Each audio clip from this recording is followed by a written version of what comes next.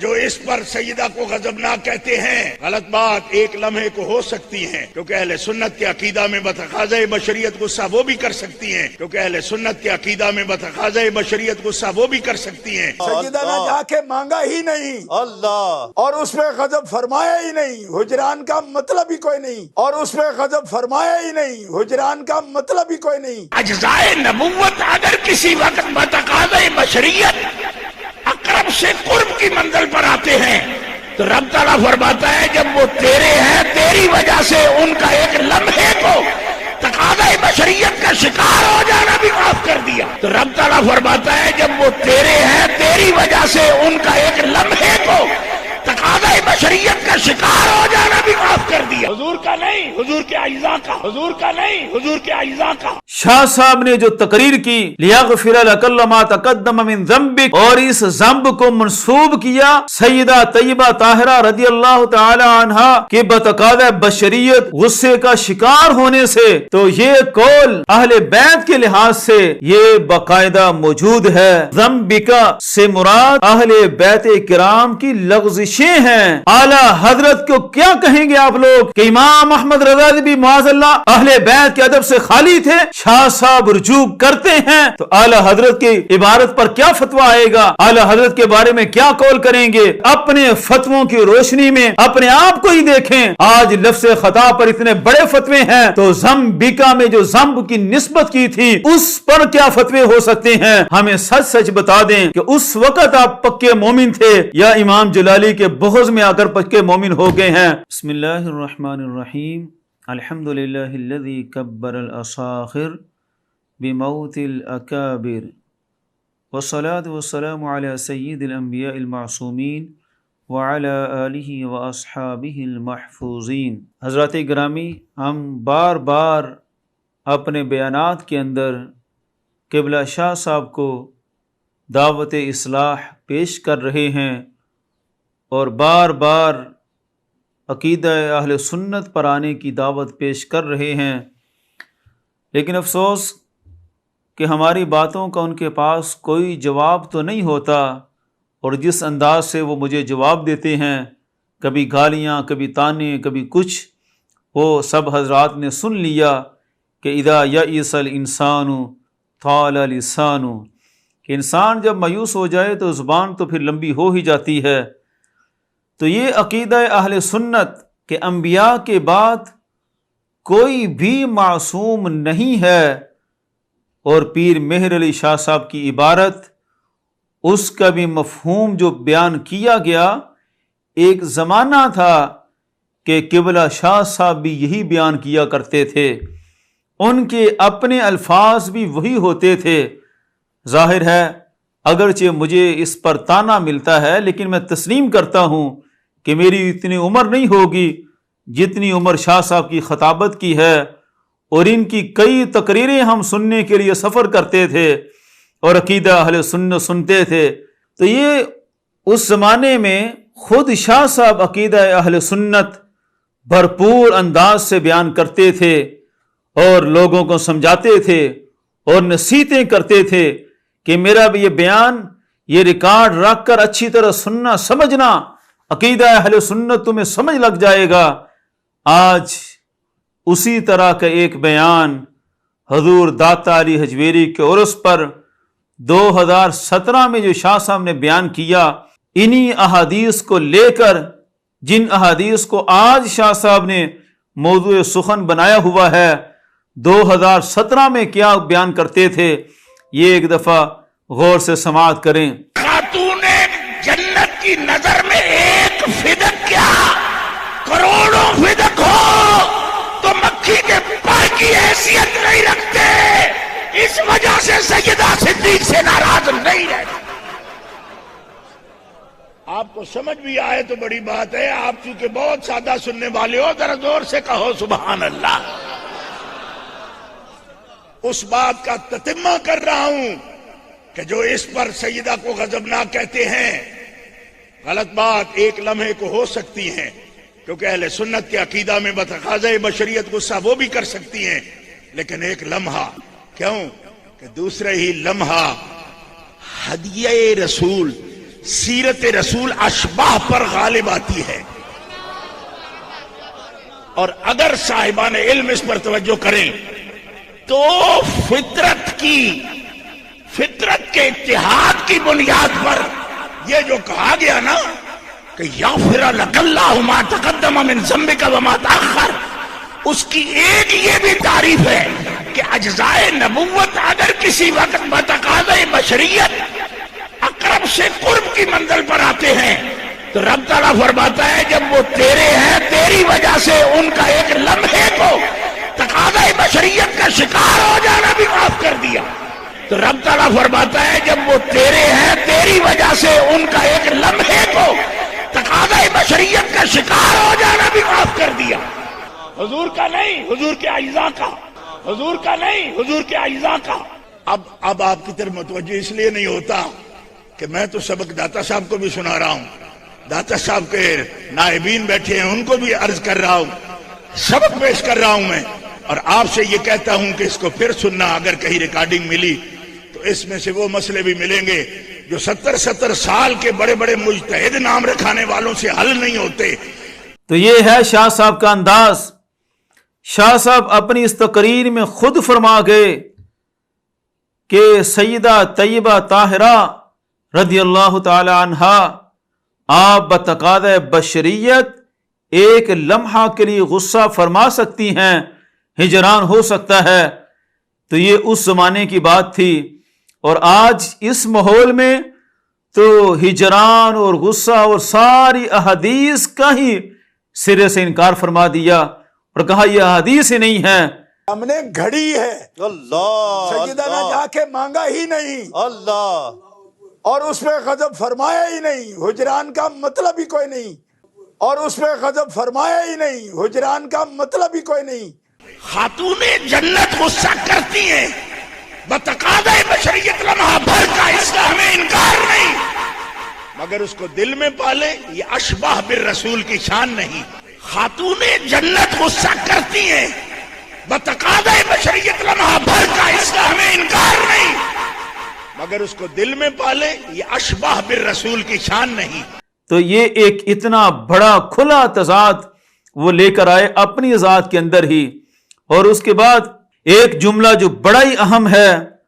باقاعدہ انہوں نے کہا کہ ایک لمحہ کے لیے تقاضۂ بشریت کا شکار ہو جانا بھی اللہ رب العزت نے معاف فرما دیا، اور پھر آیت وہ پڑھی لیغفر لک اللہ ما تقدم من ذنبک وما تأخر، اور اس کا مفہوم جو شاہ صاحب نے بیان کیا وہ یہی بیان کیا کہ اگر اہل بیت کرام سے بھی ایک لمحہ کے لیے بتقاضۂ بشریت اگر کوئی ایسا کام سرزد ہو جاتا ہے جس طرح سیدہ طیبہ طاہرہ رضی اللہ تعالی عنہ کی طرف سے غصہ اور غضب کا معاملہ ہوا، تو اس کو بھی اللہ تعالی اس آیت کے تحت معاف فرما دیتا ہے۔ تو یہ شاہ صاحب خود بیان کر رہے ہیں کہ اگر اہل بیت سے بھی کچھ ایسا معاملہ سرزد ہو جائے تو اللہ تعالیٰ کا جو فرمان ہے لیغفر لک اللہ ما تقدم من ذنبک وما تأخر، اس آیت کے تحت اگر کسی بشری تقاضے کا شکار ہو جائیں تو اللہ رب العزت وہ بھی معاف فرما دیتا ہے، اور یہ ایک لمحہ بھر ہوتا ہے، اس پر وہ حضرات باقی نہیں رہتے۔ تو یہ شاہ صاحب نے خود تسلیم کیا کہ ایک لمحے کے لیے ایسا ہوتا ہے، لیکن بالآخر اہل بیت کی شان یہ ہے، اور یہ سارے محفوظین کی شان ہے کہ جن کو اللہ رب العزت نے محفوظ رکھا، ان کا انداز یہی ہے کہ اگر کچھ ایسا سرزد ہو جائے تو وہ مصر نہیں ہوتے، وہ اس پر باقی نہیں رہتے، اللہ رب العزت فوراً ان کو رجوع کی توفیق عطا فرما دیتا ہے اور ان کے معاملے کو معاف فرما دیتا ہے۔ یہی اہل سنت کا موقف ہے محفوظ کے بارے میں کہ محفوظ سے صدور ممکن ہے، لیکن بقا کے لحاظ سے جلد ان کو رجوع کی توفیق ملتی ہے۔ تو شاہ صاحب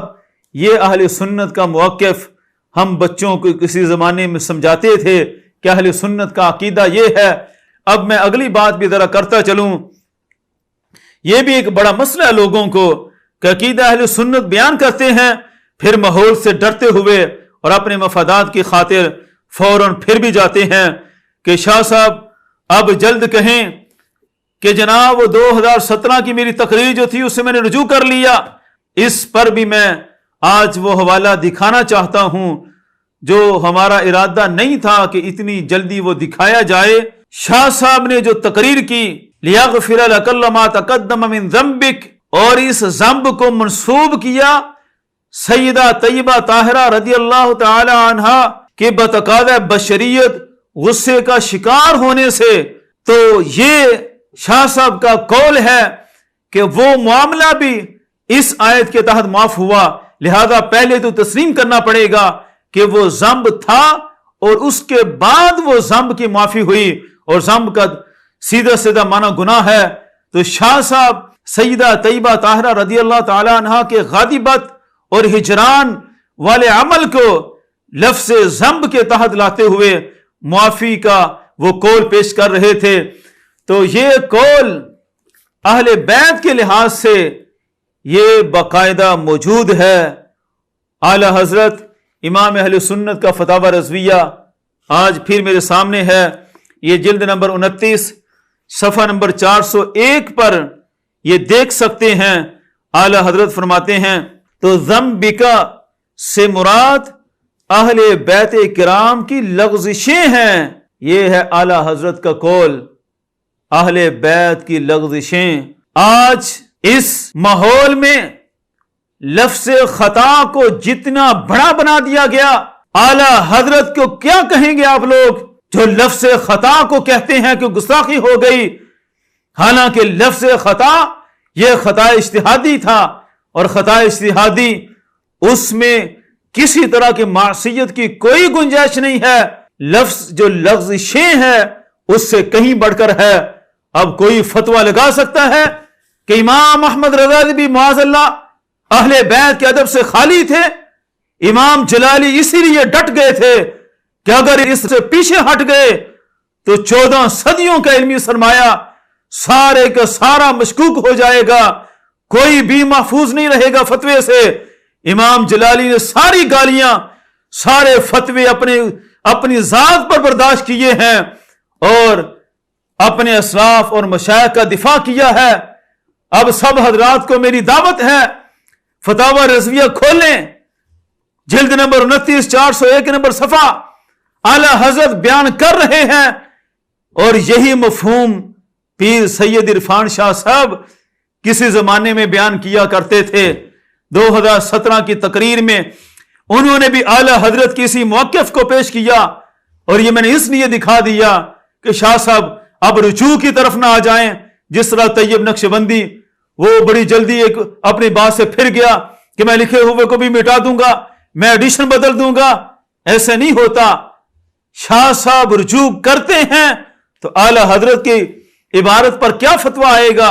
اعلی حضرت کے بارے میں کیا قول کریں گے۔ آج یہ حقیقت ہم نے دکھا دی ہے۔ امام اہل سنت اعلی حضرت نے واضح فرمایا کہ اس سے مراد اہل بیت کی لغزشیں ہیں، اور اس کے بعد وللمؤمنین وللمؤمنات تعمیم بعد تخصیص ہے، یعنی شفاعت فرمائیے اپنے اہل بیت کرام اور سب مردوں عورتوں کے لیے۔ تو شفاعت لا محالہ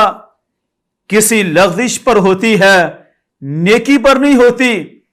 معافی نیکی پر نہیں ہوتی۔ امام جلالی نے جو قول کیا تھا خطا اجتہادی کا، خطا اجتہادی تو یقیناً نیکی ہے، احادیث قرآن و سنت کے سارے دلائل موجود ہیں اس پر، اور ہم نے پورا کلپ ریکارڈ کروایا تھا کہ خطا اجتہادی معصیت نہیں ہے، یہ نیکی ہے، کئی دفعہ اس کا حوالہ آیا ہے۔ تو نیکی پر شفاعت، نیکی پر معافی ویسے ہے ہی نہیں ہے،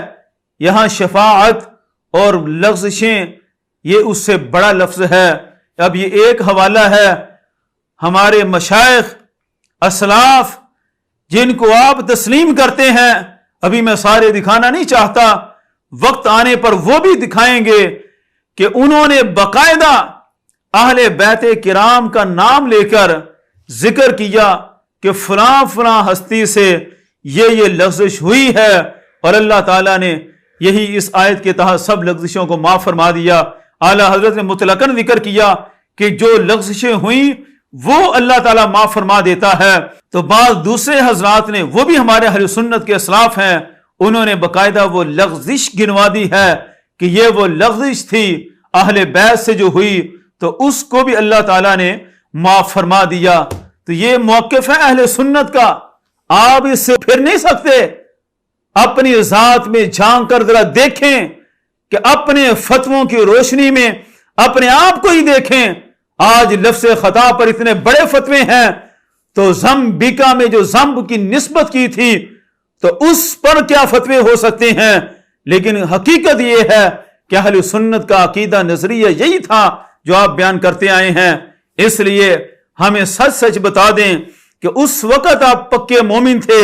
یا امام جلالی کے بغض میں آ کر پکے مومن ہو گئے ہیں، تاکہ ہمیں بھی کچھ حقیقت سمجھ میں آ جائے۔